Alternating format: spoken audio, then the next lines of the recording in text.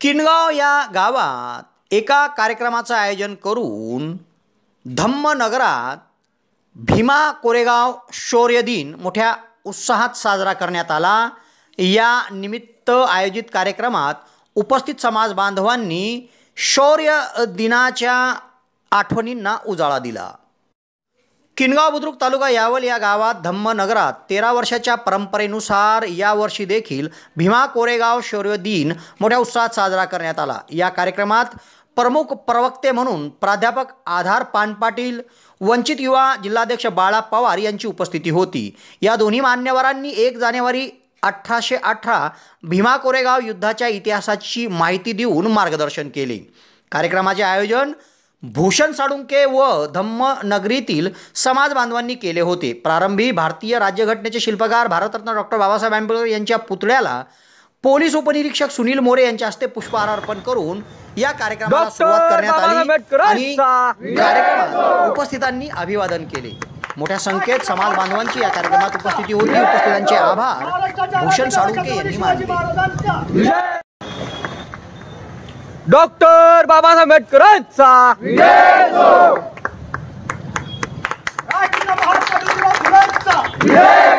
महाराष्ट्राच्या राज्यदेव छत्रपती शिवाजी महाराजांचा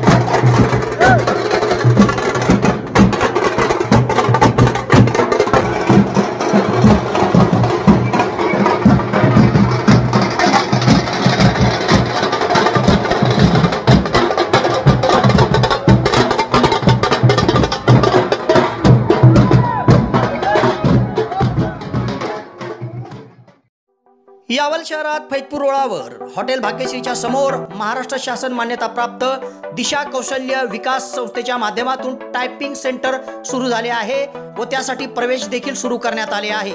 यासाठी शैक्षणिक पात्रता 8वीच्या पुढील असून या ठिकाणी मराठी कॉम्प्युटर टायपिंग आणि इंग्रजी कॉम्प्युटर टायपिंगचा कोर्स दिला जाणार आहे व त्यासाठी बस पासची सुविधा देखील उपलब्ध होणार आहे। तेव्हा प्रवेशाकरिता संपर्क साधा।